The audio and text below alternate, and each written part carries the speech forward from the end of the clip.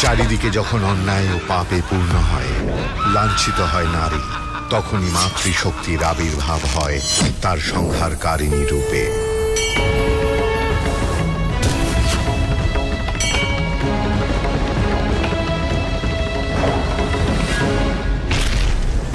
অসুরদের এই পরাজয়ে এবার যুদ্ধক্ষেত্রে হাজির হয় অসুররাজ। ক্ষিপ্ত অসুররাজ তার মায়া বিস্তার করে হস্তির ওপর।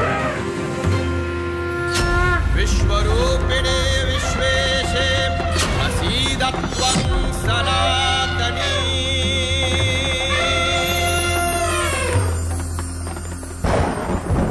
মত্ত হস্তি শান্ত হয় মায়ের আশীর্বাদে।